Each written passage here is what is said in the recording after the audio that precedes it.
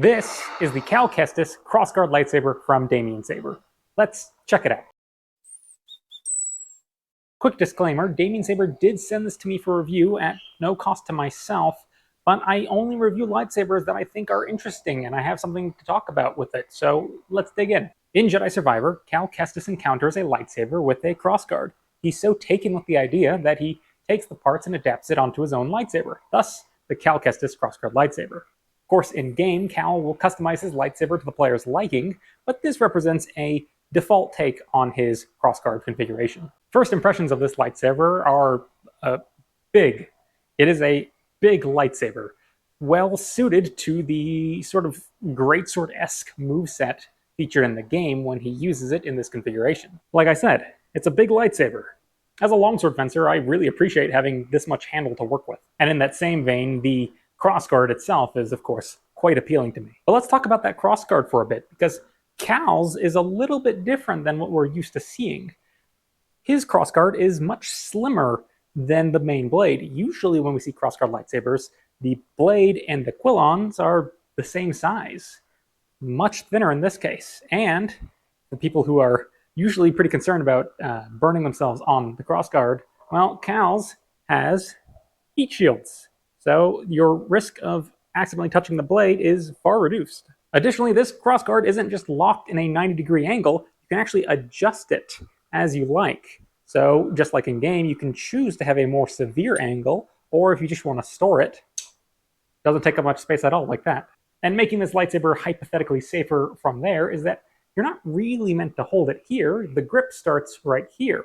So this distance between your hand and the quillons makes it that much less likely for you to accidentally touch yourself with that quillon in the process of handling. You have a lot more distance in which you can play with and have a bigger margin for error.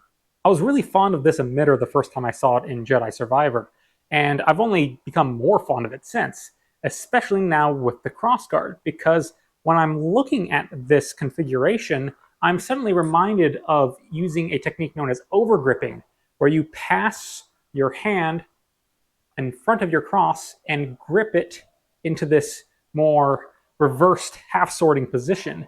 It's really cool that you can basically use this as a ricasso ahead of the blade. And theoretically, you wouldn't be burning yourself. You can still take it and work that overgripping position. Stepping back from the considerations about the crossguard, the handling of the lightsaber at large is surprisingly nice. Usually when I get replica sabers like this, they're not made with handling characteristics overly in mind. Let's face it, a lot of Star Wars lightsabers aren't very ergonomic, and their replicas don't tend to be either. And for one, just this handle is great to use, but also the way it's weighted and moves feels a lot more sword-like than other lightsabers I've handled. Just check out this point of balance. A little bit ahead of the crossguard, it feels great in the hand. Bringing it outside, I have to say, there's no getting around that sort of sluggish air resistance that you get from using a lightsaber, just period. But I have to say, with that point of balance I mentioned earlier, it does flow really, really well for a replica lightsaber. I usually expect these to feel way worse. But this, yeah, I feel like I could spar with this really well from a handling perspective. More to be said later about some of its other qualities. Something to note about this lightsaber is that while I feel like it really wants to be held down here, your activation button is up here. So balance that as you will. You might end up sneaking up on this a bit more than I personally tend to, but whatever suits you.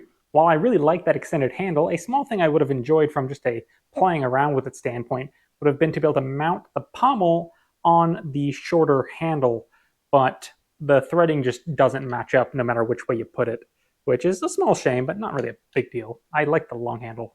But for anybody who would have been interested in getting this particular configuration going on, it's not going to happen unless you get some sort of aftermarket edition there. While we're on the topic of modifications, if you were eyeing this up as a base to get these cool crossguards going on, but you wanted to swap out the emitter and the handles and all that fun stuff, this probably isn't going to be the lightsaber for you. As far as I can tell, everything from this part of the handle to the end of this emitter, you're stuck with it. It is all one contraption here. You're not going to be able to swap out this section with the emitter and then with the handle. It's all going to happen one and done.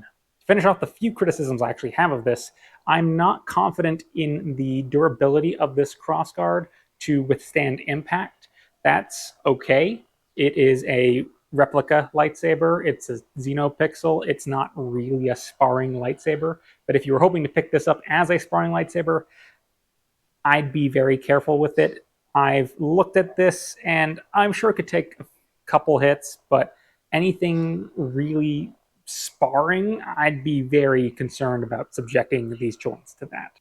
Because if you can see right here, the only thing that keeps this crossguard from bending all the way down is this little tiny lip of metal right here, which catches on the inside.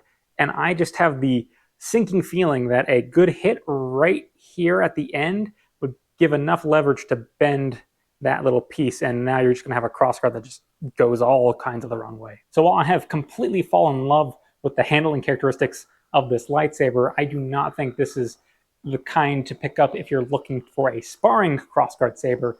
I would go with some of their other offerings that are going to be a little bit sturdier in that respect. But it's still such a treat to play with, and I will probably still be tempted to do some light play with it, just to see how it handles. Again, it handles so nicely for a replica lightsaber that I really want to spar with it, but I just can't bring myself to trust that crossguard joint. But maybe a little bit of playing with it, we'll see. If you're interested in picking up this lightsaber for yourself, I have a link in the description below, and you can use the code ROBINSWORDS to get 5% off of any order on Damiensaber.